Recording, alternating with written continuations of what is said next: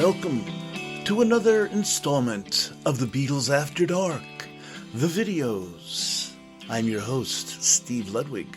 Welcome to planetludwig.com. Now, for those of you who lie awake at night wondering what's the difference between the Beatles Hour and the Beatles After Dark, both at planetludwig.com, well, I understand your sleeplessness. The Beatles After Dark shows are shorter, original videos about or starring our heroes, the Fab Four. The Beatles Hour shows are more of a song format, or something like that. So now that we've cleared that up, John Lennon's wife is pregnant! And we're not talking about the great Julian. She's pregnant again! Or at least, that's what the article in the September 1964 issue of Movie TV Secrets told us. Let's read it together.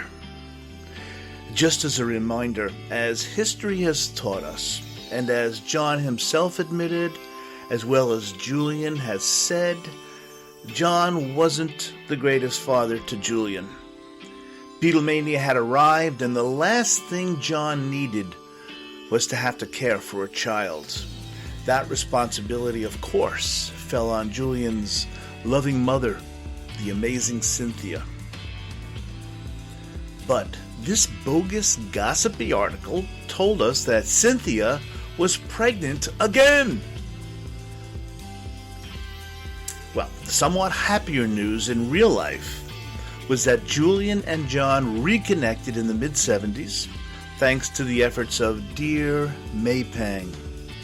So, let's put on our fab sweatshirts and read the article together.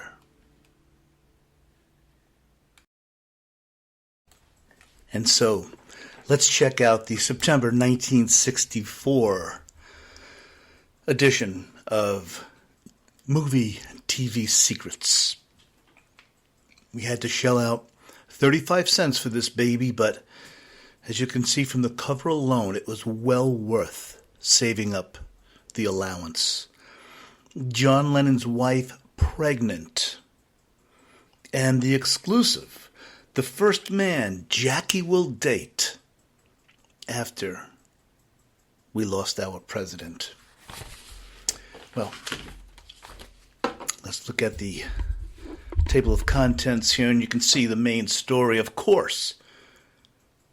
In the magazine The Stars read, the story of the month, Ringo tells John, share your wife.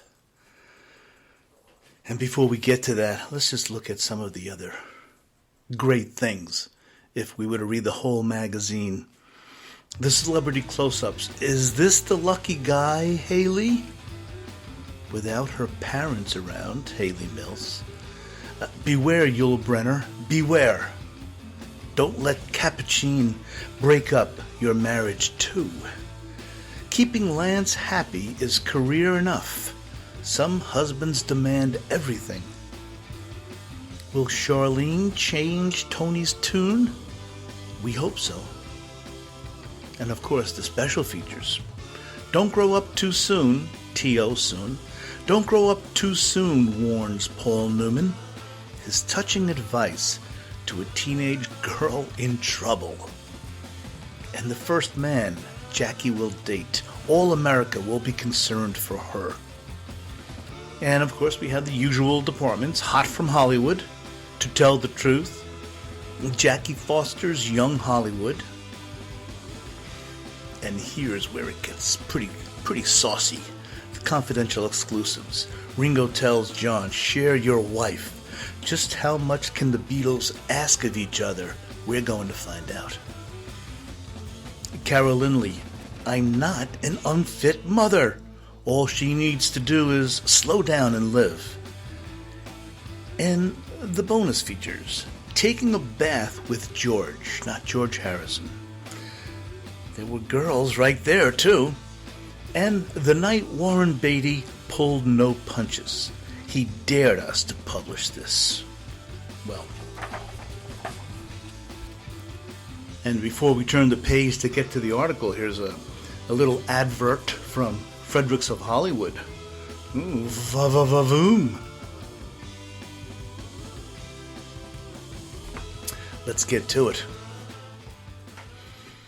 Now, Ringo. When Ringo heard the good news about John's wife's Cindy? I don't think I've ever heard Cynthia Lennon referred to as Cindy. And I am a first-generation Beatles fan. But when Ringo heard the good news about John's wife Cindy, he was bursting with pride and spoke up for all the other Beatles. Zowie! Now I know how David Bowie's son... Zowie! Let's celebrate like one big happy family. Cindy's one of us. We share and share alike.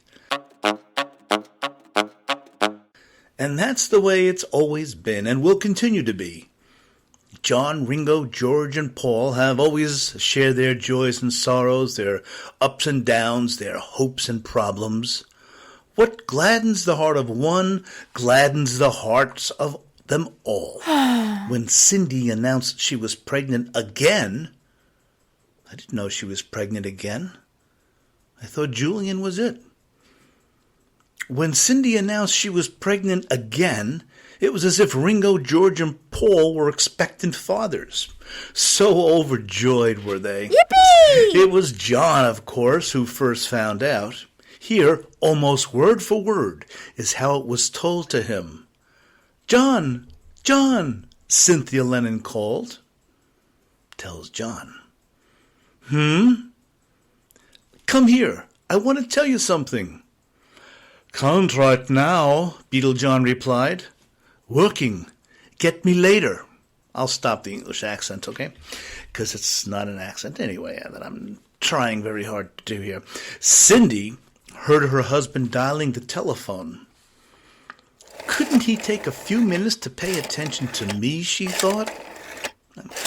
Maybe more truthful than we knew. I do understand his problems, and I don't really mind it when girls jump and scream, and I know why I have to stay home all the time and miss out on all the fun. But when he's home like now, he should be mine. John, she called, louder this time.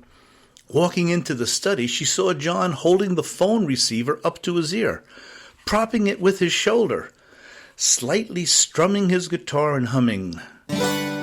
Please, John, can't you stop working for just a little while? Not now, baby, John spoke into the phone. Just a sec, Ringo. He put the receiver down and spoke to his wife. I'm sorry, I can't talk to you just now. I can't work if you distract me. Please, go see what Little John is doing. Or something.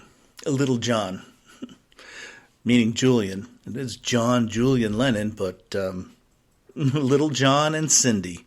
Okay. I'll be finished in a few minutes. Cindy sighed and slammed the door behind her. Work. He's driving me crazy and he's going to make himself sick. I wish he'd take it easy.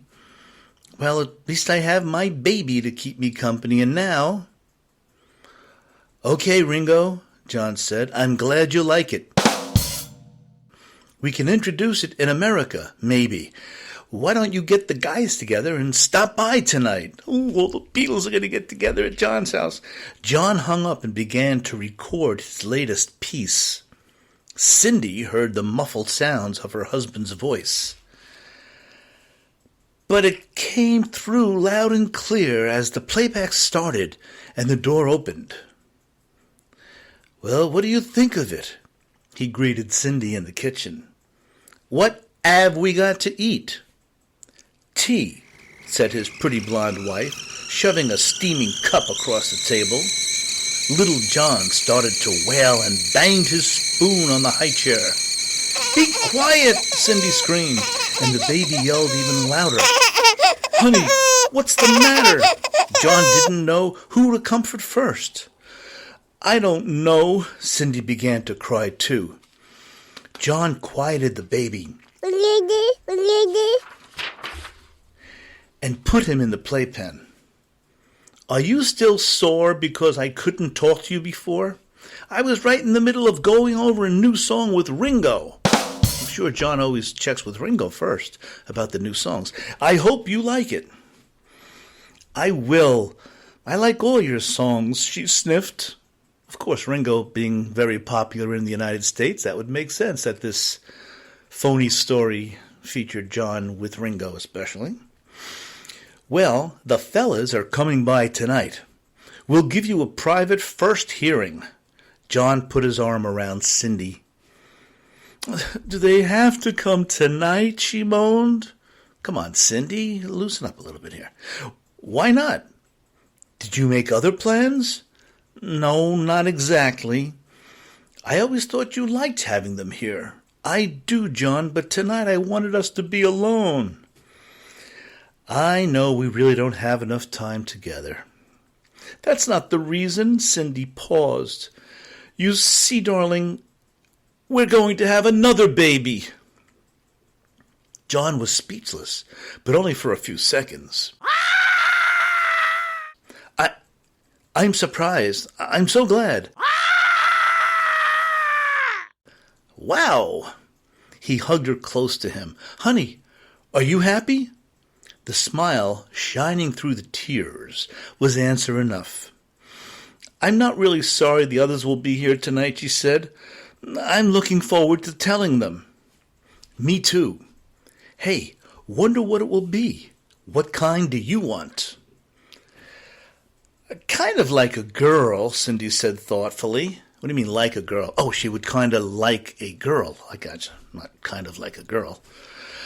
Kind of like a girl. I'll get this right, everybody. Kind of like a girl, Cindy said thoughtfully.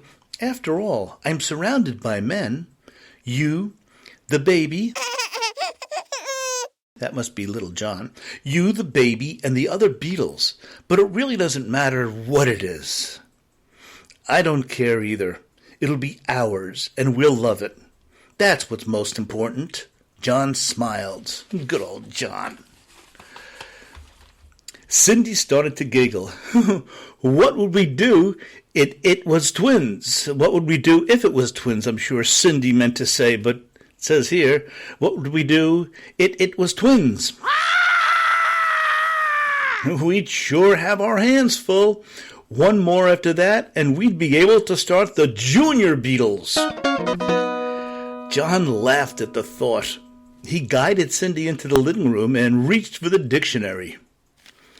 What in the world are you looking for? She asked.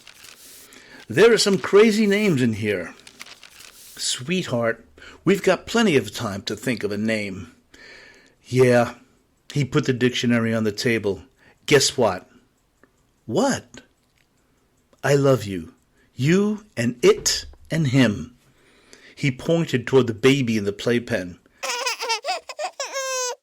How did I get so lucky? I'm the lucky one, Cindy said. You and little John and now another baby? I just hope they have a normal childhood. I'll try so hard to let them grow up like everybody else. John was serious. But John, Cindy knew she had a tough job on her hands.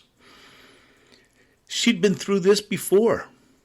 They really aren't like everybody else. You're not. I'm not. How can they be? But I don't want you and the kids hounded by publicity and reporters and a curious public. You've got to lead your own lives, and so do I. Sometimes a normal life can be pretty dull. You just can't understand that I don't feel as though I'm sharing your life, and I want to. Poor Cindy. What do you mean? You know I don't have any secrets from you. Yes, I know that, but being a Beatle is the most important part of your life. Somehow I feel as though I'm not really a part of it. Your fans know I exist, but that's all. I really don't like to stay hidden. A little truthful here. Well, please, John, don't keep me and our babies a secret any longer, Cindy pleaded. I'll think about it, John promised. Thanks, John. Now you'd better get supper, woman. No, now you'd better get supper. Ringo, George, and Paul will be here soon. My friends will coming over. Cindy was putting away the last dish as the bell rang. I'll answer, John said. Hi, come on in. Hi, John, they all answered in chorus. Hi, Cindy, they said as she appeared. Hello, Cindy said coyly. John, should we tell them now? She looked secretive. Tell us what? Ringo asked. You two look pretty smug, Paul observed. Yeah, what's the big mystery? George asked. Let me guess. Cindy, you're going to join our act. It's nice the way the Beatles each take a turn speaking in order, right? Or first Ringo, then Paul and George. Fat chance, said Cindy. I'm too busy being a mother. Ah, said Paul, one kid isn't that tough to take care of.